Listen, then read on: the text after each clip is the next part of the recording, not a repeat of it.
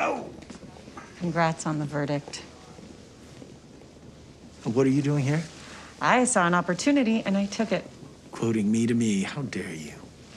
This is my new friend, Vincent Moreau from the New York Ledger. And what did you say the title of the editorial that you're writing for tomorrow's paper is going to be? Why Benjamin Cologne is the right and just choice for Manhattan's district attorney. Oh, my goodness.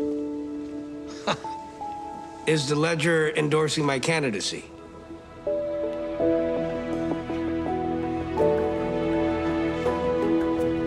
New York needs a man like you. Very impressive, Miss Cologne. I hate you. You're making me blush.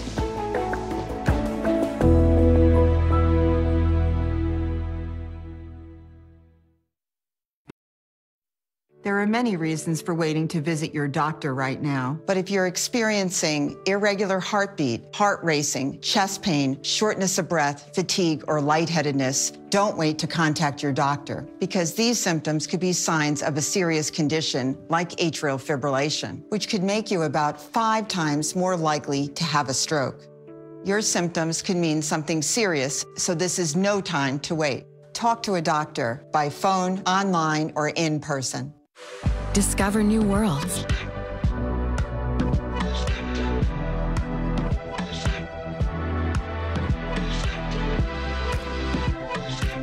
Discover what's good. Pantene Nutrient Blends. Down there, care with Cottonelle. Down there, because you're all over your overall wellness. So hashtag treat yourself with the cleaning ripples of Cottonelle toilet paper and flushable wipes. The refreshingly clean routine that leaves you feeling inside and out care. Down there, care with Cottonelle. Colbert's new with Serena Williams, tonight on CBS. We're looking for a total psycho. Grab your gear. NCIS! We got her. That's good work. A new NCIS. Watch Tuesday or stream anytime on CBS. Clarice, can you sleep? Or do moths wake you up?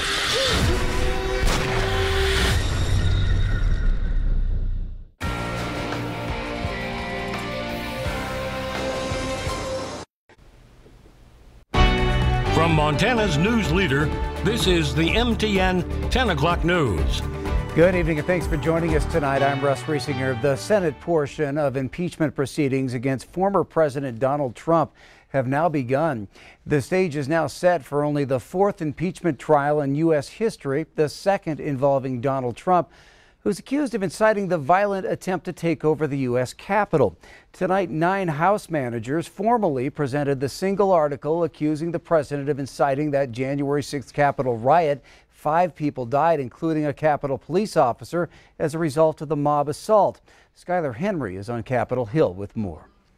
The House of Representatives officially delivered an article of impeachment to the Senate on Monday evening.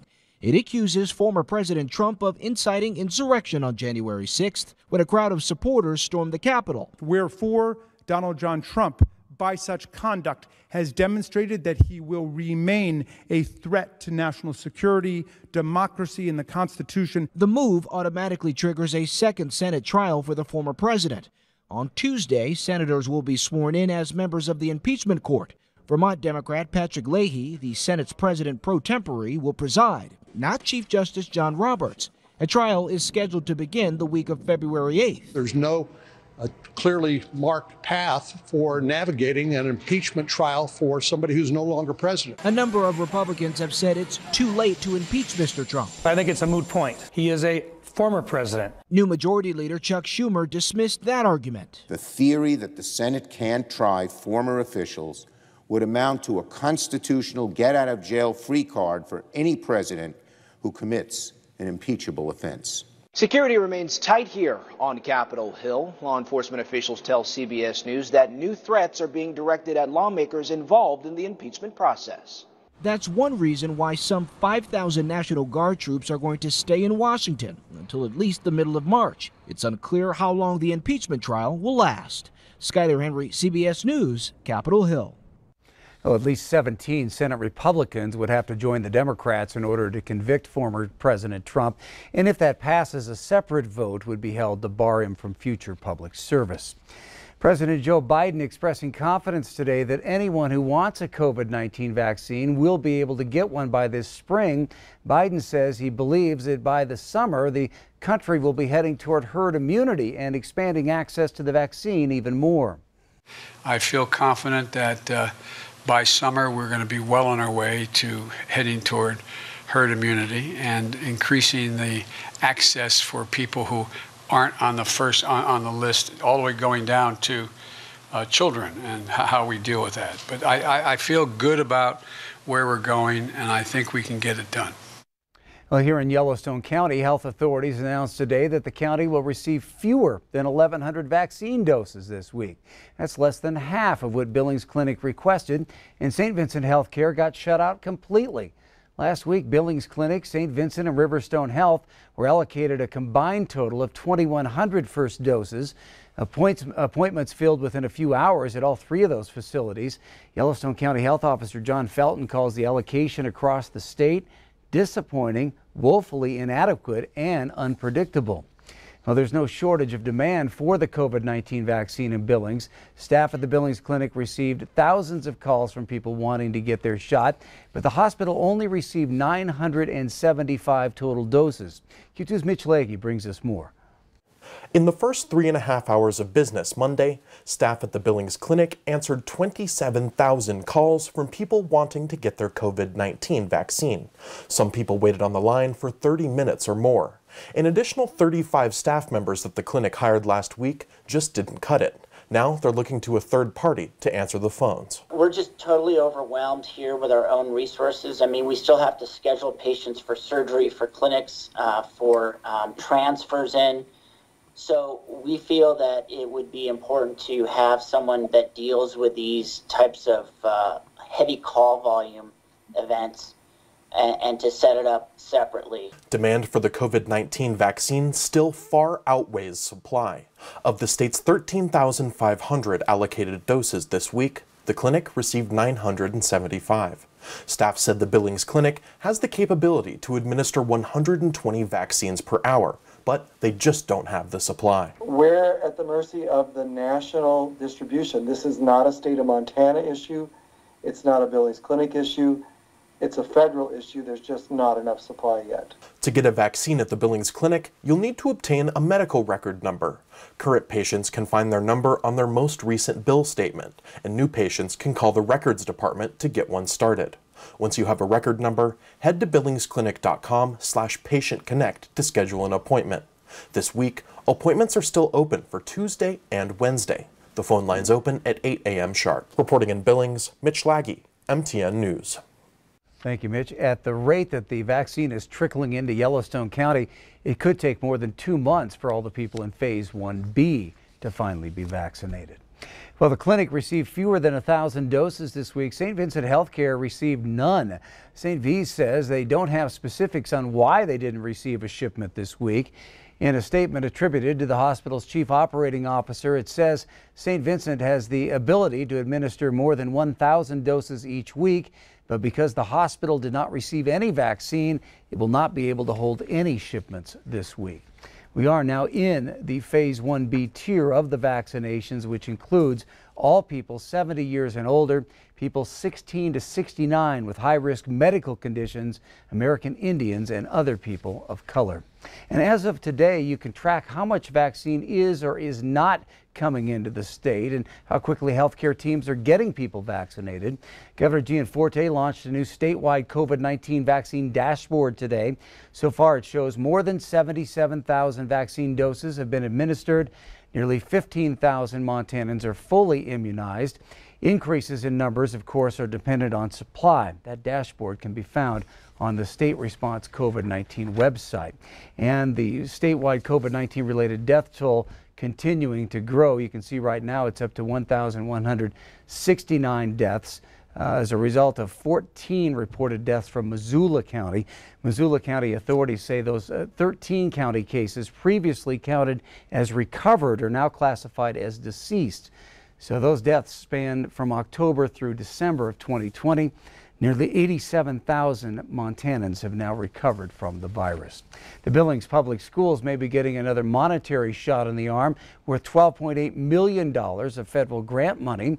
Billings School District's chief financial officer said tonight the $12.8 million would come from more federal coronavirus relief grants allocated by the state. Still uncertain, though, if the district will receive that full amount because the state legislature could use Montana's allocation to shore up the state education budget. So it's too early to tell if Billings will see the full $12.8 million, but indications are that the district will have until September 2023 to spend it if they get it. Chief Meteorologist Ed McIntosh joining us now. And Ed, travel could be a little dicey in some parts of the Q2 viewing area tomorrow morning. That's right. Yeah, we're starting with it tonight, Russ. As a fact, you can see as we take a look with the Stockman Bank weather cam, we'll look down across town where it's actually a little better than it was even a short time ago. Here's another view where you can see some of that fog as we look off into the horizon, or what we can't see thanks to the fog, but we can also pick that up on our satellite imagery as well. Some of those low clouds continuing to hang around and shift into the region as we look into the overnight and early morning hours of tomorrow. Areas from around Roundup, Hardin, Sheridan, Wyoming towards the east, a better chance of some light snow showers and patchy fog, but fog could be rather dense anywhere from Roundup, Billings, Columbus, all the way back into the mountain foothills first thing tomorrow. And there could be a little freezing drizzle along with that as well. That could lead to some of those slick roadways that Russ mentioned. We'll talk more about that coming up in just a few minutes. Thank you, Ed. Along mostly party lines, Republicans in the Montana House advanced 4 bills restricting or further regulating abortions in the state. Now, those bills would ban abortions in Montana after 20 weeks of pregnancy, greatly restrict abortion-inducing drugs, and require doctors to ask women if they want to view an ultrasound of the fetus. As MTN's John Riley reports, both pro-life and pro-choice advocates made their stances on the anti-abortion legislation well known earlier today. The legislation aimed at abortion in Montana passed second reading in the House of Representatives on the same day the annual March for Life rally was held, which seeks to end the practice of abortion. Earlier on Monday, pro-life demonstrators gathered at the state capitol, and a digital rally was held due to COVID restrictions. Pro-life groups praised this year's proposed legislation and are optimistic about furthering more pro-life issues after 16 years of Democratic governors. We have larger Republican majorities in both the House and Senate than we've had in the past. Plus, we now have a governor that says he is pro-life as well, Governor Gianforte. So we're now hopeful that we're going to have a different outcome than we've had the last 16 years. The Montana Reproductive Rights Coalition, a pro-choice organization, held a press conference following the House floor session decrying the legislation. These bills represent the worst kind of government overreach, placing the government between patients and the medical care they deserve, criminalizing medical professionals, and attempting to scare and intimidate patients with outrageous misinformation. The Montana Reproductive Rights Coalition have said if the legislation were to become law, it would most likely be challenged in court as unconstitutional. They also noted that similar abortion legislation in other states have been struck down in federal court. The abortion legislation heard on Monday is expected to pass both chambers of the Montana legislature. Party leadership anticipate it will eventually make its way to Governor Gianforte's desk. Both sides of the issue say they're preparing for when that day comes. Reporting in Helena, John Riley, MTN News. The House also voted today on a pair of bills restricting the activities or treatment of transgender youth and school athletes in Montana. The House voted 62-38 for a bill that says school athletes in Montana must compete on teams that align with their gender at birth. And on a closer vote, 53-47, it endorsed a bill barring anyone under 18 from treatment or surgery for a sex change. The bills face final House votes this week, and if those succeed, will go next to the state Senate for consideration. Ahead on the MTN News at 10 here on Q2, why journalists from around the nation are coming together to help promote healthier news consumption. We're going to tell you about the effort that Q2 and our parent company Scripps are taking part in. And a family affair. Scott Breen will have the story of how one Billings family is sharing their love for the sport of wrestling.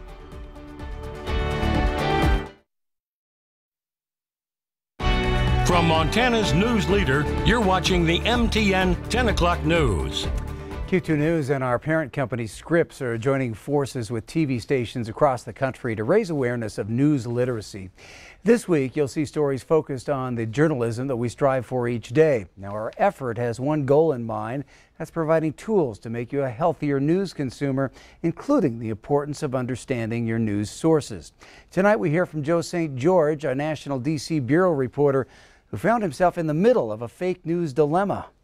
Fake news in politics, you can't escape it. Articles like this or this are easy to find and easy to share. Take, for instance, this photo about the National Guard sleeping at the Capitol prior to the inauguration. Just a few hours after it was taken, it popped up on a social media site with this caption: "Reports are coming in from the Capitol, massive gunfight." Not true. Congressional reporter Nate Reed with Newsy took that photo and posted it to his Twitter.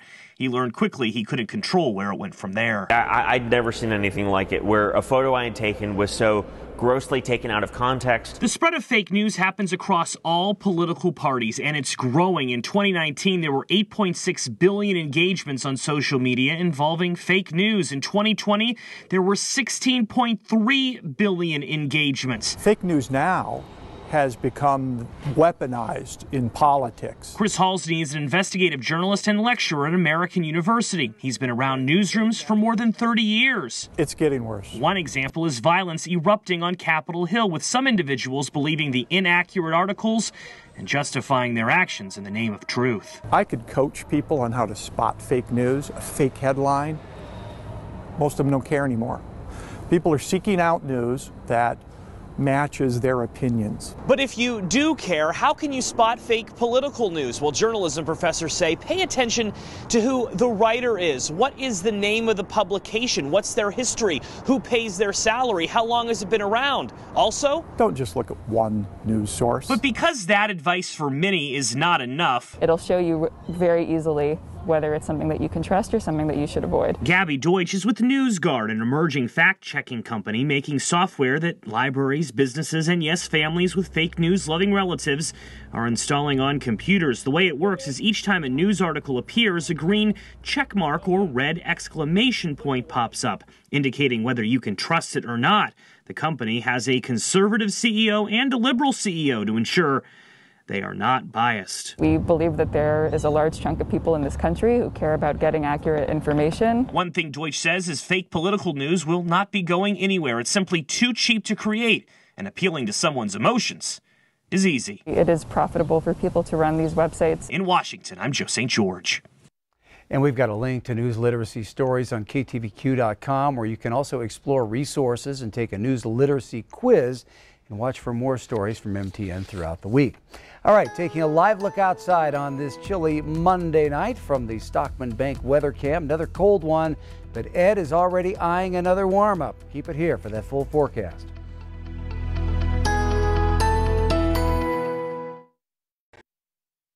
Storm Tracker weather starts now with meteorologist Ed McIntosh. Welcome back as we take a look with the Stockman Bank weather cam. We talked about the fog earlier in the newscast. 21 the high today. That's a little deceiving. That happened just after midnight, so the temperatures were colder throughout the day. It was one of the chilliest days that we've had since we had that real cold snap back into the late part of October. No additional precipitation other than a trace. There were a few flakes that were floating around throughout the afternoon today. And we'll maybe see a little more of that overnight tonight. We're now sitting at 17 degrees with 88% relative humidity. So with just a little bit of a north breeze, it makes it feel like single digits when you step out the door. There's a definite harshness to the cold out there tonight. A few flurries, the fog around overnight, and then the fog will linger a little bit into tomorrow, and it doesn't warm up very much, but those warmer temperatures will start to build in behind it. The evening temperatures, we're in the 20s here from Missoula, Helena, up towards Kalispell. That's where we had the warmest readings this afternoon, and then single digits teens, already 8 below being recorded in Williston, North Dakota, 21 in Sheridan, 14 for you in Cody, 18 this hour in Livingston. The winds aren't a big factor, but the visibility can be, especially here from Cody. And then we showed you the fog around the Billings area, and that's to become more widespread as we make it through the overnight hours of tonight. And then the additional wind chill values, single digits to teens across the region, already 15 below for a wind chill value in Glasgow, 25 below over in Williston, North Dakota. So tonight heading into tomorrow, there is a wind chill advisory into effect for extreme northeastern Montana into northwest North Dakota. Deep trough, so we've got this storm system that's developing here. And in fact, want to share this picture that Mikey shared with us from down into Arizona. You can see the cactus with the snow showers around today as the cold air that's digging into our area is also affecting them as well. Now, you give it an hour, you can't feel sorry for them. The sun broke back out again, but it does show that the western portion of the country is digging with this chilly air. So overnight tonight, we hold on to the cold. We hold on to these areas of fog with a few flurries around the cold wind chills in northeastern Montana. Some of the fog will persist tomorrow, and like today, it doesn't have much of a chance to warm up. We'll be mainly into the 20s for the highs. Some areas won't make it out of the teens, but as the jet stream starts to move across the region and build in this high pressure ridge, by the time we get into Wednesday, we'll start to see the transition into warmer temperatures and under a southwesterly flow. Once we get into Thursday and Friday, the temperatures really start to take off and will actually be above average for this time of the year. So expect the chilly temperatures overnight. Temperatures single digits, teens, and then you have to factor in that cold wind chill on top of it. So much of the region is going to feel like single digits above and below zero early tomorrow. The daytime highs will be into the teens and 20s tomorrow, a couple of low 30s, especially if we get a little bit of a break of sunshine by later on into the afternoon. The winds aren't going to be a big factor, but they will start to increase a little bit down the east mountain slopes tomorrow night. Temperatures will be in the 20s across much of central and western Montana, teens and 20s across the eastern plains by tomorrow afternoon. So here's a look at our day planner. We'll start off in the teens, warm up into the 20s by later in the day, generally cloudy to mostly cloudy through the day, and that fog will hold back any kind of a warm up for tomorrow afternoon. Temperatures go 20s to 30s. That's closer to average for this time of the year, and then we're up into the 40s for the highs, and that looks like that will stick around well into next week. Stick around, got a great sports story coming up next.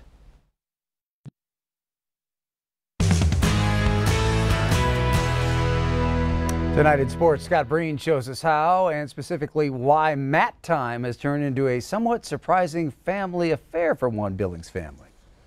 Dividends are coming to fruition for West High wrestling coach Jeremy Hernandez. He says his Bears have seen a lot of progress in the last 10 to 12 years and that over 50 wrestlers are out this season, a high mark for the Bears that includes a pair of state champs.